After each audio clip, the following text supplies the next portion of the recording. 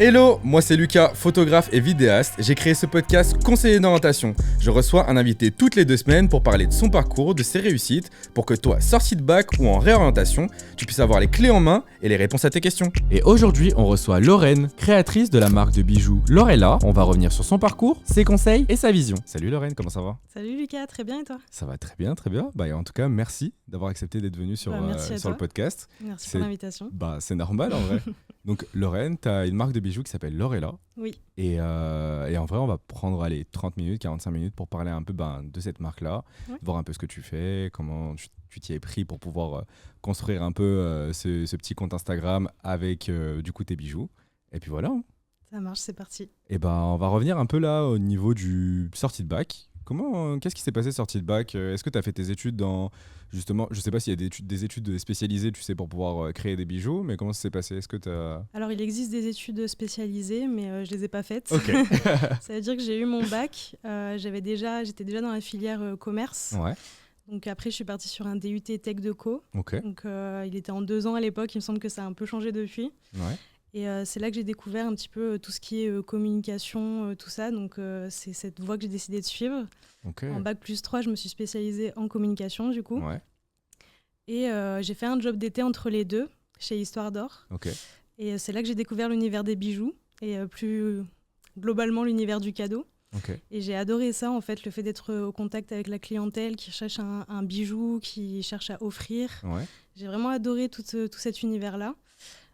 Du coup, pendant ma dernière année d'études, donc bac plus 3, j'ai décidé de me renseigner un petit peu sur la fabrication des bijoux, tout ça. Et c'est vrai que le confinement est tombé à ce moment-là. Du coup, j'avais beaucoup de temps à tuer et j'ai un petit peu regardé comment je pouvais m'y prendre. Et j'ai acheté un kit, en fait, pour pouvoir créer des bijoux moi-même. Ok. Donc voilà, j'en ai fait plusieurs. Bon, ils n'étaient pas glorieux au début, c'était vraiment pas foufou. Et puis voilà, j'ai un petit peu lâché ça. J'ai repris ma vie quand le confinement s'est terminé, tout ça. Et à l'été 2021, donc je me suis inscrite sur TikTok en tant que consommatrice. Et j'ai découvert la vibe des small business. Donc le fait de créer une petite entreprise, c'était souvent des étudiants dans leur chambre, etc. Ouais. Et je me suis dit, en fait, oui, c'est faisable de pouvoir créer son entreprise, même si on est très jeune, on peut commencer avec pas grand-chose. Et c'est comme ça que j'ai eu l'idée vraiment de me lancer. Je me suis dit, c'est possible pour moi aussi. Du coup, au tout début, la veille de la rentrée de ma dernière année d'études, j'ai ouvert un site où j'ai vendu mes créations de bijoux. Et puis là, ça fait 3 ans. Donc c'était en 2021. Et là, on va fêter les 3 ans cet été, du coup. Ok, trop bien. Et le kit de bijoux que tu achètes, du coup, au moment où justement tu te dis j'aimerais bien me lancer dans la création, comment ça se passe pour trouver un bon kit ? Tu vas sur internet, tu tapes kit bijoux et tu t'achètes ça ou C'est ça, là, c'était sur Amazon, tout simplement. J'ai marqué kit de bijoux, mais comme je te disais, c'était vraiment pas foufou, c'était des apprêts pas en acier inoxydable, donc pas de la bonne qualité. En plus, au début, c'était des bijoux résine que je faisais, donc je suis totalement sur autre chose. Aujourd'hui, ma boutique, c'est que des bijoux en acier inoxydable, donc qui durent dans le temps, qui sont hypoallergéniques, que tout le monde peut porter, ils sont ajustables. Enfin voilà, je mets vraiment le point sur le fait qu'on puisse les garder longtemps, que ce soit abordable et que ce soit pas dangereux pour la peau non plus. Ok. Et comment t'as pu apprendre tous ces trucs-là ? Parce que y a quand même des termes et tout, comme tu dis, acier inoxydable, etc. Toi, comment tu t'es auto-formé ? Ou en vrai, peut-être que t'es retourné en vrai voir Histoire d'Or et leur poser quelques questions aussi sur comment en vrai ils fabriquaient leurs bijoux ? Alors, à Histoire d'Or, quand j'y travaillais, j'étais un petit peu à la tâche de la réparation de bijoux. Donc, c'est comme ça que j'ai commencé à toucher aux pinces, à voir comment un bijou était fabriqué. Tout ça, mais c'est effectivement de l'auto-formation, l'autodidacte. Encore une fois, sur TikTok, c'est là que j'ai entendu la première fois le terme acier inoxydable. Je ne savais pas ce que c'était, c'est vraiment très récent. Avant, quand on parle des bijoux, c'était de l'or, de l'argent. Ouais, bien sûr. Et là, c'est très récent, l'essor de l'acier inoxydable. Et avec des tutos YouTube, j'ai regardé comment je pouvais en fabriquer moi-même, comment je pouvais me procurer les pièces qu'il fallait, tout ça. J'ai fait une grande recherche de fournisseurs. J'ai testé les fournisseurs parce que certains mentent sur leur composition. Et c'est comme ça que j'ai réussi à avoir mes premières pièces et je me suis très rapidement tournée vers le personnalisable. Ok. Donc là, ça fait 1 an que j'ai lancé la collection gravure sur acier inoxydable avec une machine et aussi une petite partie gravée à la main. Ok. Et c'est tout de l'autodidacte, des formations sur des tutos YouTube. Voilà, j'ai cherché, j'ai fouiné Internet et j'ai trouvé des tutos. Donc c'est vraiment YouTube un peu l'essor un peu de ton projet. Enfin, c'est là où vraiment en vrai tu vas un peu chercher les nouvelles techniques à essayer de reproduire. C'est ça. Ok. Et du coup là tu disais que tu commençais un peu à faire des bijoux personnalisables. Donc en gros, est-ce que maintenant, enfin, je reviens peut-être un peu avant parce que sinon je vais aller un peu trop vite. Mais donc tu crées ton premier site. Et là, tu commences un peu à vendre tes bijoux. Et comment, enfin, tu vois, qui sont les premiers consommateurs un peu de tes bijoux? Est-ce que tu vends ça un peu à tes proches, ou est-ce que le fait d'être déjà un peu sur les réseaux sociaux et peut-être TikTok t'aide à pouvoir vendre un peu tes premiers bijoux? C'est mes proches complètement, tu l'as bien dit. Le jour du lancement du site, alors j'avais déjà lancé les réseaux un mois avant le lancement du site. D'ailleurs, j'ai pas fait un teasing très long et je pense que ça m'a pas trop servi. Si je devais relancer une marque, je pense que le teasing serait plus long. En tout cas, le jour du lancement du site, c'est clairement mes proches qui ont fait les premières commandes. Ma meilleure amie, mon frère, ma mère, voilà, tout ça, les cousins, cousines. Et j'ai eu 11 commandes le jour du lancement du site. Et puis 2 semaines plus tard, plus rien. Ça a été le désert. Et c'est là que je me suis rendu compte qu'effectivement, il fallait être très actif. Il fallait vraiment tout donner sur les réseaux pour se faire connaître et que c'est pas si facile que ça.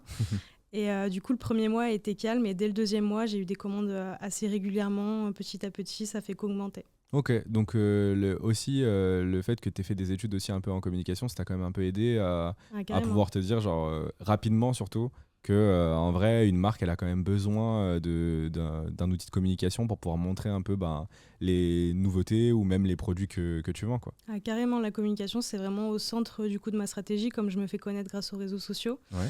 Et comme j'ai fait des études également dans le commerce, je savais un petit peu comment parler à des prospects, comment leur donner envie d'acheter mes créations. Tout ça, je l'ai appris un petit peu pendant mes études, mais beaucoup en faisant, en faisant des erreurs. Et effectivement, ça m'a beaucoup servi d'avoir fait des études en communication et avoir pas mal de notions de comment utiliser les réseaux sociaux, les algorithmes, voilà, tout ça, comment analyser ce qui fonctionnait pour recommencer, grandir comme ça, quoi. Ok. Et par la suite, comment ça s'est passé? Parce que du coup, tu commences à avoir de plus en plus de commandes, ou en tout cas de commandes régulières. Est-ce que tu te dis qu'il faut que tu réussisses à trouver un fournisseur pour tout ce qui est, du coup, je pense en vrai les matériaux de base, en vrai, des bijoux, ou est-ce qu'en vrai tu continues aussi un peu à regarder un peu sur Internet ce qui se fait et vendre, enfin, et acheter directement sur Internet? Alors j'ai mes fournisseurs, mes grossistes de base que j'ai découvert dès le début. Quand j'ai trouvé des matériaux de qualité, je les ai gardés. Okay. Donc je travaille toujours avec eux, mais c'est vrai que de temps en temps, j'essaye un petit peu d'en essayer un nouveau parce que ils n'ont pas forcément les mêmes modèles ou pas forcément le même style. Donc pour varier un petit peu les collections, c'est vrai que je dirais tous les 2-3 mois, j'en essaye un nouveau. Okay. Je teste et si ça fonctionne, je m'en sers pour fabriquer d'autres bijoux. Mais globalement, je travaille avec les mêmes fournisseurs, ouais. Ok, et moi j'ai pu voir que tu vois sur tes réseaux sociaux il y a quand même une identité visuelle qui est quand même importante et qui te correspond carrément à ce que tu fais et même à ce que tu produis en termes de bijoux.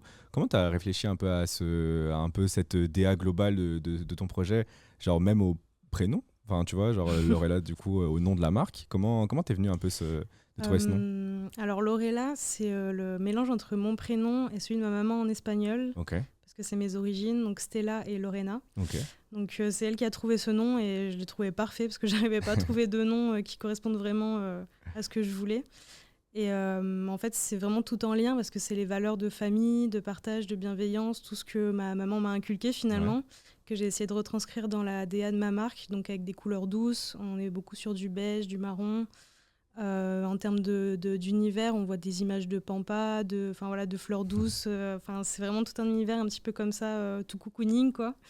Et c'est vrai que depuis le début, j'ai cette DA-là. Après, elle a un petit peu évolué. Je me suis professionnalisée, mais je reste vraiment dans cette palette de couleurs, dans cette DA-là, globalement, ouais. Ok. Et du coup, quand tu te décides de créer cette marque, est-ce que tu t'y mets directement à plein temps? Est-ce que tu venais de finir tes études? Donc, est-ce que tu t'y es mis à plein temps directement ou est-ce que tu as continué un peu à travailler à côté? Alors, comme je te disais, la veille de ma dernière année d'études, donc j'ai lancé la marque. Donc, je me suis dit, je me laissais 1 an pour la développer.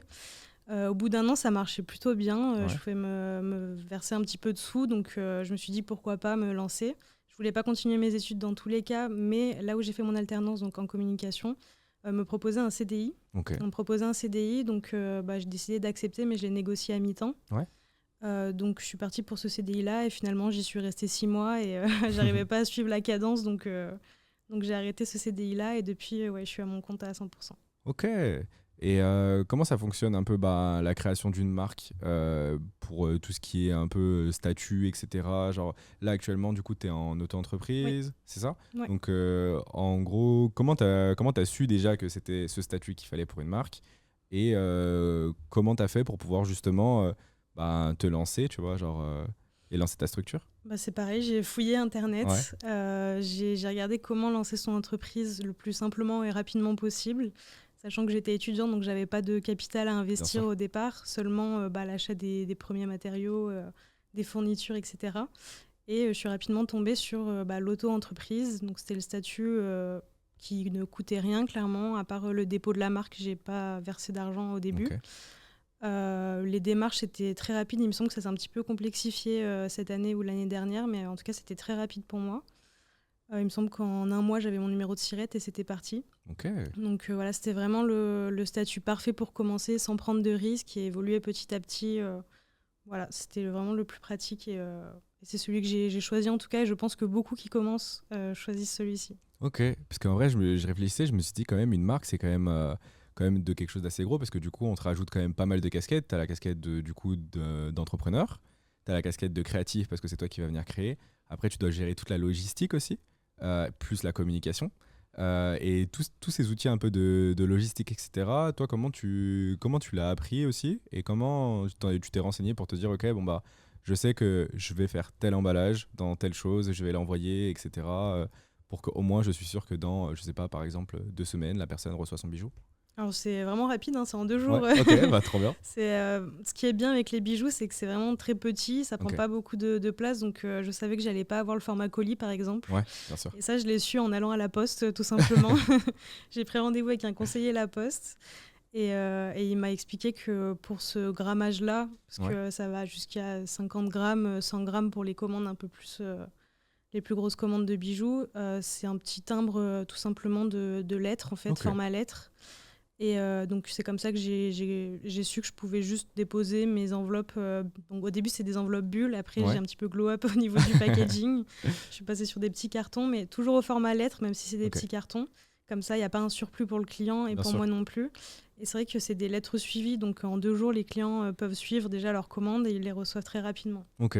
Et tu disais la création de ton site internet, c'est aussi toi du coup qui l'a créé. Donc tu as vraiment tout fait de toutes pièces quoi. Et pareil, là, un site internet, parce que pour moi c'est un peu complexe, tu vois, de me dire genre je vais essayer de créer un site internet. Pareil, je pense que c'est YouTube aussi qui t'a un peu aidé à faire la gestion de ton site. Ouais, carrément YouTube. J'ai vite découvert Shopify. Okay. Donc aujourd'hui c'est très connu pour toutes les personnes qui veulent créer un site internet. C'est vraiment très très pédagogique. Tu crées ton compte et après c'est des templates que tu peux personnaliser. Et tu arrives à mettre du coup ton univers, tu as tout un back-office où tu peux mettre tes produits, le prix, etc. Et tu gères tout en fait depuis Shopify et c'est vraiment très pratique. Moi j'adore Shopify, même encore aujourd'hui. En plus ils ajoutent des extensions, des choses pour améliorer notre site. Et c'est vrai qu'il y a un abonnement avec Shopify qui est quand même assez conséquent quand on commence. C'est une charge en plus, mais il n'y a pas besoin d'être web designer pour créer un site, c'est vraiment très simple. Ok. Et sur tes bijoux, est-ce qu'il y en a un justement qui t'a fait un peu plus connaître que d'autres? Parce qu'en fait, j'ai pu voir que ta communauté, enfin, tu as quand même une bonne communauté et que ça avance quand même assez bien. Et je me suis posé la question de est-ce qu'il y avait un produit qui a vraiment un peu mis la lumière du coup sur ta marque?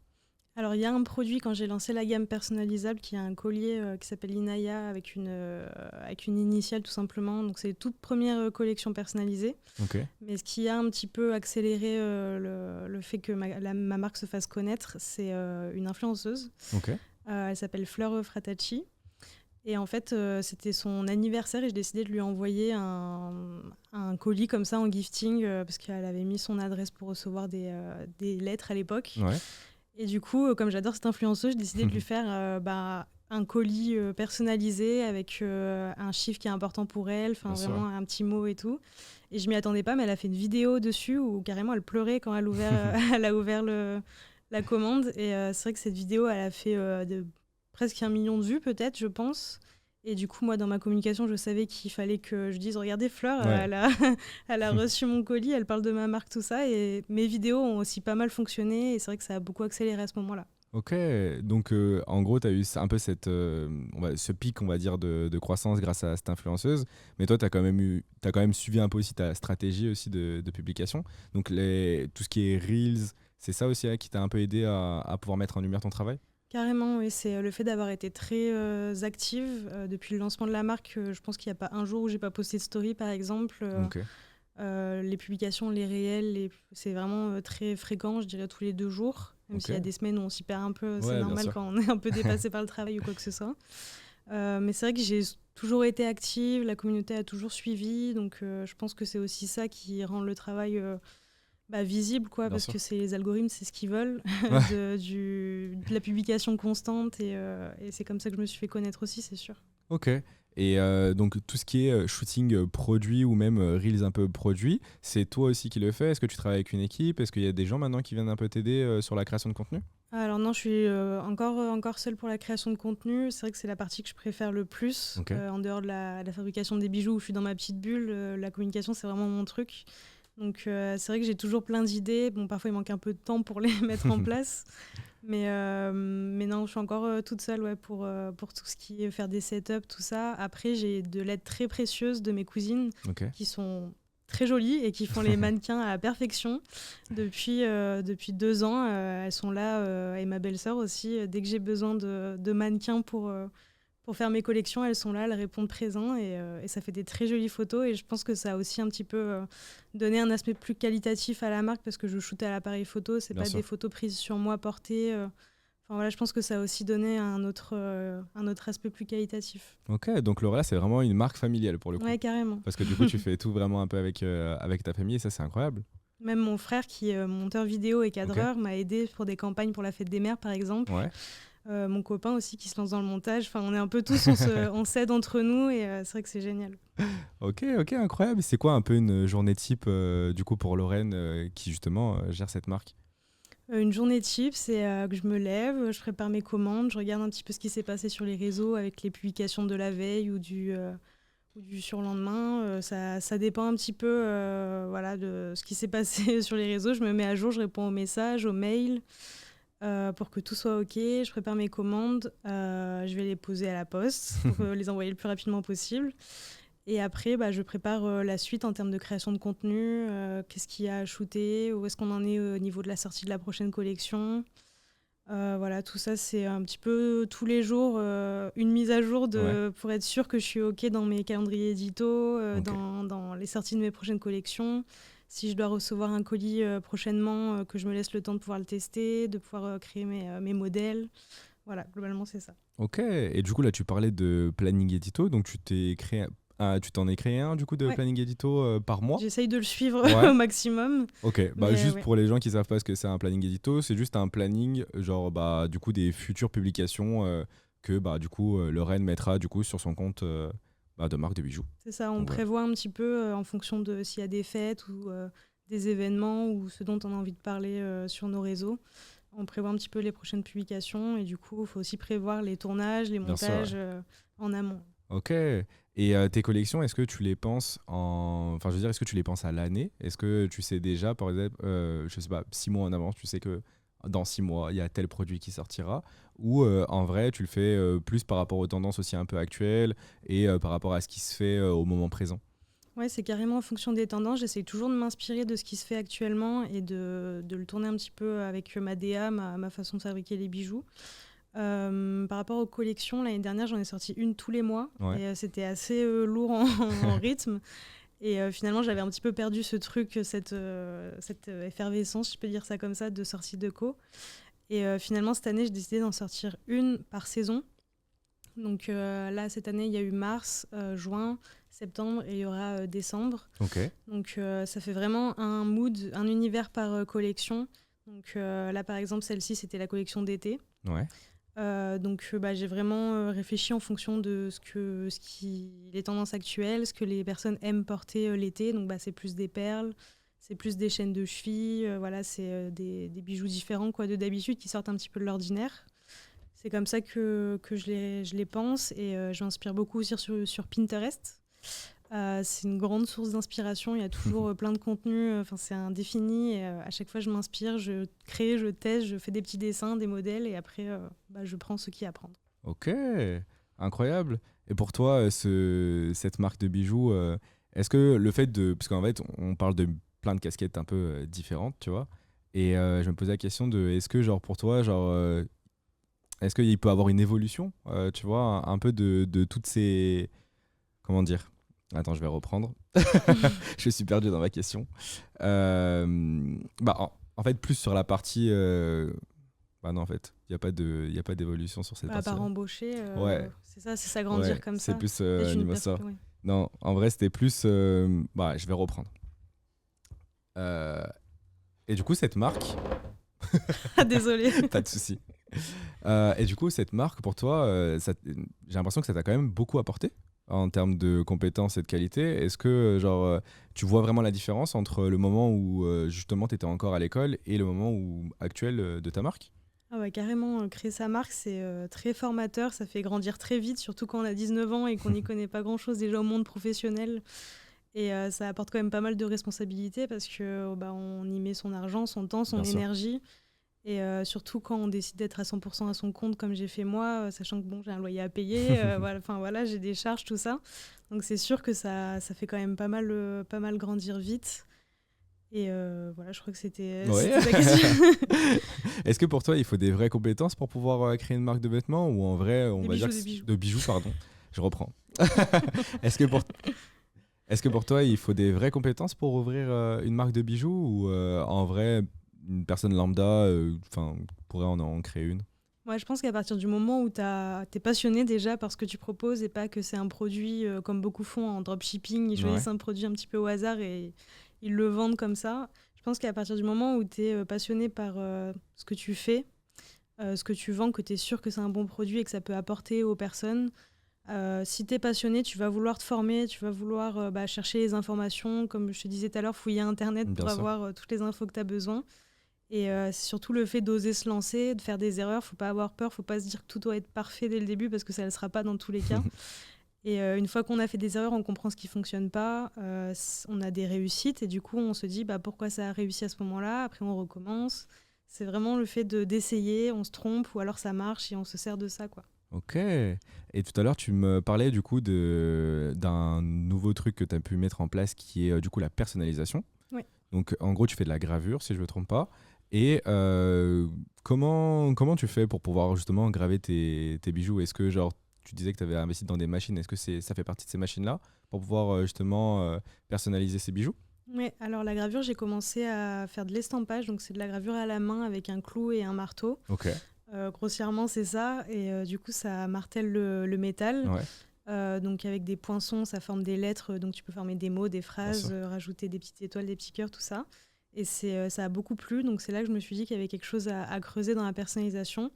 Et comme je te disais au tout début, c'est vraiment l'univers du cadeau, moi, qui m'a plu. Du coup, je me suis dit, la personnalisation, c'est généralement pour offrir. Bien sûr. Donc autant un petit peu se spécialiser ou creuser dans ce sens-là. Et c'est comme ça que j'ai décidé d'investir dans une machine du coup, qui pourrait graver donc l'acier inoxydable de manière plus professionnelle, si je peux le dire. Dans le sens où tu peux mettre plusieurs polices, faire des mots, des phrases, et même des dessins. Où là, très récemment, j'ai gravé une photo photo qu'on a fait avec une graphiste en version dessin et qui va se graver sur un médaillon. Donc tu peux faire vraiment beaucoup de choses avec la graveuse et c'est pour ça que j'adore ça, quoi. Ok, est-ce que c'est la Cricut? Oui, totalement. Ok. Donc c'est du coup une machine de découpe qui aussi fait des gravures. C'est ça, il y a une pointe gravure en fait. Donc du coup, ça peut graver de l'acier inoxydable et ça le fait très bien. Après, faut connaître un petit peu, faut tester pareil. Ouais. C'est pas forcément le paramètre acier inoxydable qu'il faut mettre. Il faut mettre par exemple cuir pour que ça aille plus profondément. Enfin, c'est des petits tests, des petits paramètres à trouver, quoi. Ok. Et t'as fait la formation Cricut pour savoir un peu tout ça sur cet engin ou en vrai non, pareil, YouTube a été TikTok. Ouais, TikTok a été du coup ton bel ami pour pouvoir t'aider à faire ça. Au début, je voulais me renseigner pour une graveuse comme on en fait un petit peu dans les magasins, les bijouteries, tout ça. Bien sûr. Et c'est 10 000 €. Ok. Donc je pouvais clairement pas investir à ce moment-là 10 000 € dans une graveuse. Ouais. Du coup, j'avais un petit peu lâché le projet et puis comme par hasard, je suis tombée sur une fille qui utilisait Cricut. Ok. et qui montrait qu'elle pouvait graver avec sa Cricut. Donc j'ai creusé dans ce chemin-là et je me suis renseignée sur tout ce qu'il fallait prendre comme pointe de gravure, comme tapis de découpe, tout ça. Et je l'ai acheté, j'ai testé et c'est à beaucoup plus bas prix et pour un résultat vraiment quasiment identique, quoi. Donc c'était vraiment le bon plan. Ok. Et nous, en vrai, on s'est rencontrés du coup pendant, je crois que c'était pour les Mademoiselles. Oui. Pour les Mademoiselles. Et du coup, tu faisais partie des partenaires, si je ne me trompe pas Oui. aussi. Comment ça se passe Est-ce que tu fais beaucoup de collaborations un peu dans ce style-là? Non, j'en fais pas énormément parce que déjà, je vais pas voir les événements pour savoir si je peux être partenaire. Ouais, On me bien sûr. contacte. Et c'est vrai qu'autour de Grenoble, il n'y en a pas beaucoup non plus. Ok. Alors c'est vrai que quand les Mademoiselles m'ont contacté, j'ai sauté sur l'occasion parce que c'est local, Bien sûr, ouais. c'est pas très loin de chez moi. Et puis je trouve que c'est un petit peu lié, quoi, les bijoux et puis les valeurs que le comité défend, ça me correspond. Donc c'est vrai que même si je reçois pas mal de propositions, c'est déjà rarement autour Ouais. de Grenoble. Et ça me correspond rarement aussi, donc j'accepte pas beaucoup. Mais là, c'est vrai que c'était l'occasion et j'ai adoré l'expérience. D'ailleurs, ça va être la 3e année, je crois. Ouais, trop bien. Et je sais que tu as des salons un peu, genre du coup, du bijou, etc. Est-ce que toi, c'est des choses vers lesquelles, genre justement, tu t'es aussi posé la question d'y aller ou en vrai, le fait d'avoir déjà ce canal qui vient directement des réseaux sociaux, ça t'emmène assez de clients aussi, tu vois, pour pouvoir dire, bon, non, en vrai, pour l'instant, je reste sur mes réseaux. Ça m'emmène des clients suffisamment, mais c'est vrai que tout le temps dans le digital, sans voir la personne, où tu as une communauté, c'est bien parce que vous vous parlez sur Instagram, etc. Mais ça me manquait un petit peu de rencontrer les gens et de voir aussi à quel point, entre guillemets, les gens apprécient la marque ou leur Ouais, bien retour sûr. aussi. C'est pas pareil quand tu rencontres les personnes. Donc le tout premier événement que j'ai pas fait dans la demi-mesure, entre guillemets, parce que j'ai été aidée par une équipe de 6 étudiantes en événementiel. Ok, Et on incroyable. a ouvert un pop-up store d'un jour au centre-ville de Grenoble. Ok. Et ça a été un carton. C'était vraiment la meilleure journée de ma vie, je crois. Et j'ai adoré parce que du coup, il y a plein de personnes qui sont venues et qui me connaissaient que des réseaux. Bien Ouais. sûr, encore une fois, j'ai été aidée par tous mes proches, ma famille, etc. Et j'ai adoré en fait cette expérience de vraiment avoir le retour des personnes, de voir mes bijoux exposés, que tout le monde regarde comme ça. C'était vraiment trop bien. Du coup, à la suite, j'ai fait plusieurs événements, mais un petit peu plus petits, des événements dans un café, par exemple, pour Noël, ou Ouais. avec des entreprises, des grosses entreprises de la région. Ils organisent souvent avec leur CE je sais pas comment on peut appeler, des petits marchés, on va dire, Ok. internes. Ouais.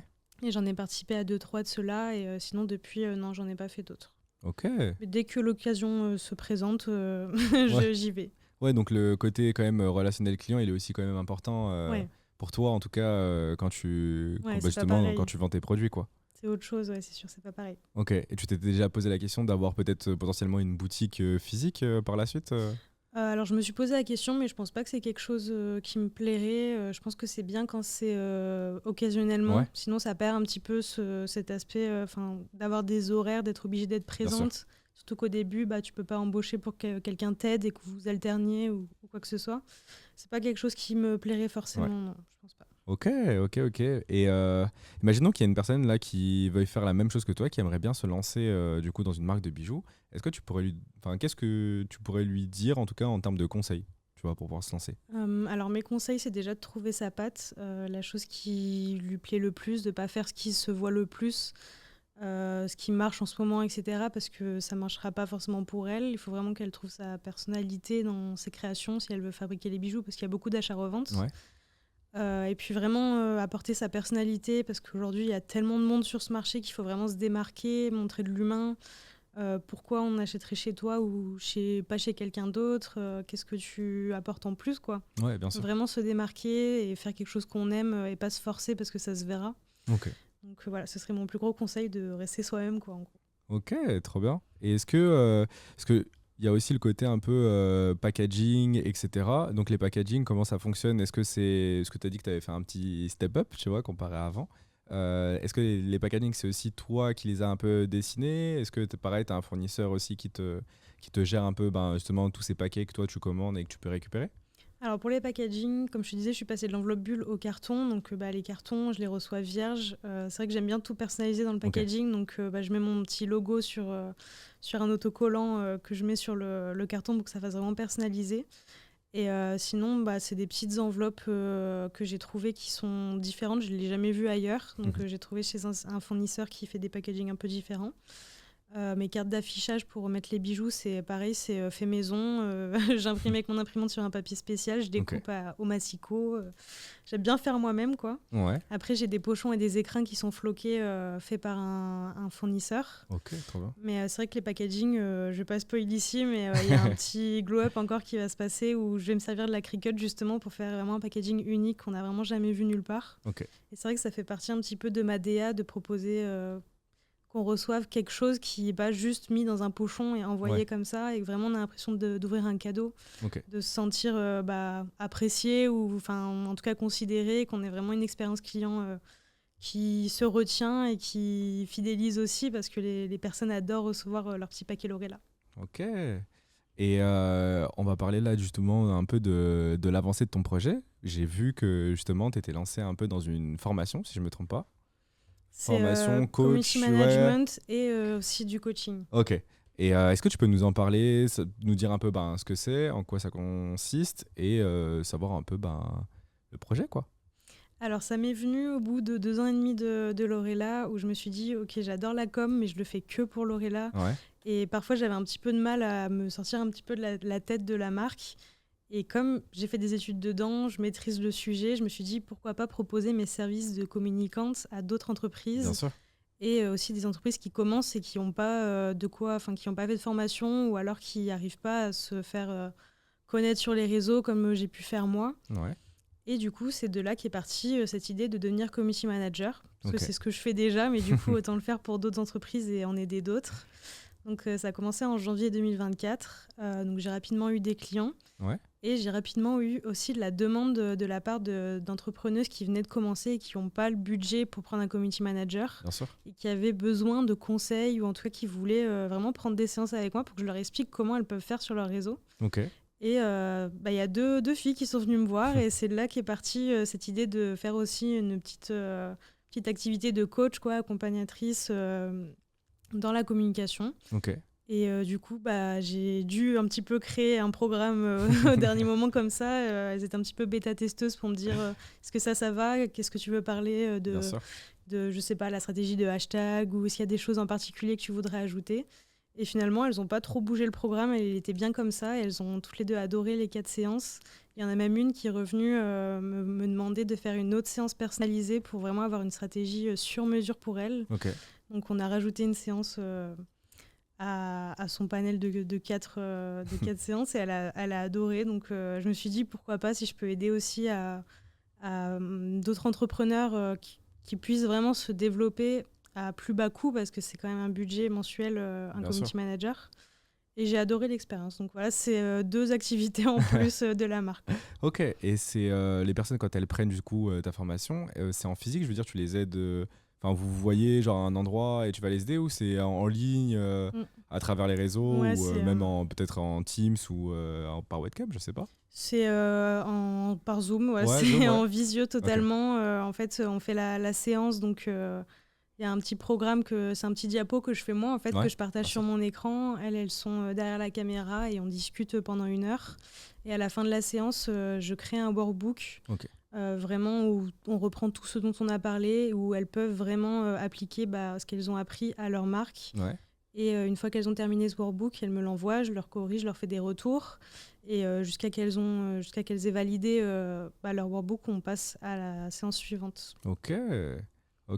Et c'est en combien de séances, on va dire, à peu près, que la personne peut se lancer, entre guillemets, sans forcément tes conseils ou quoi? Alors, c'est 4 séances. Ok. C'est 4 séances prévues dans le coaching, on va dire.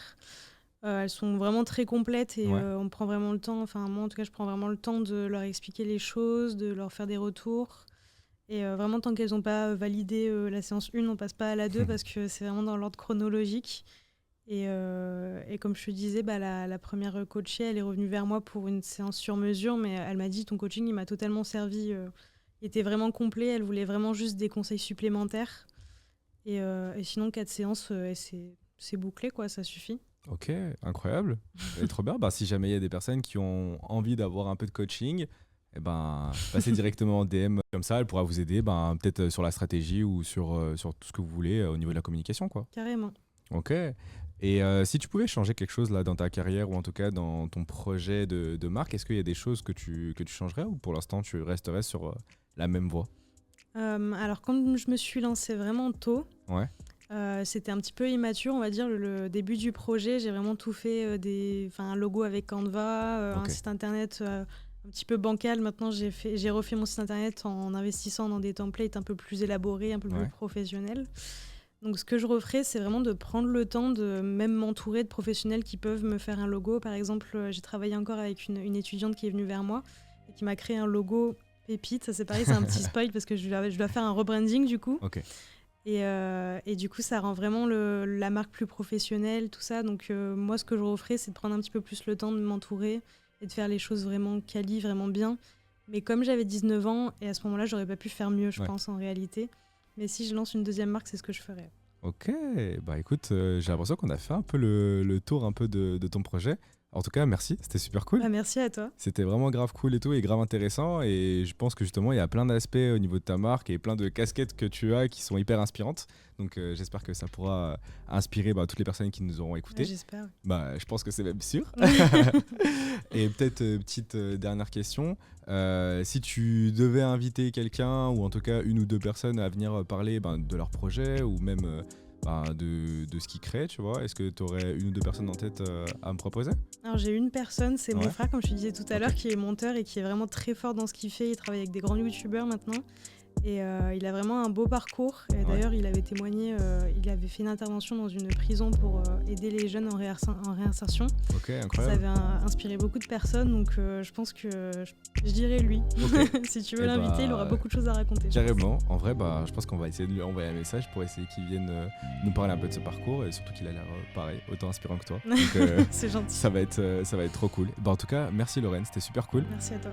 Et puis écoutez, on va faire comme les youtubeurs, hein. Mettez un petit pouce bleu, mettez la cloche, abonnez-vous, et puis on se retrouve dans 15 jours pour le prochain épisode. Merci encore Lorraine. Merci à toi. Allez, tchuss.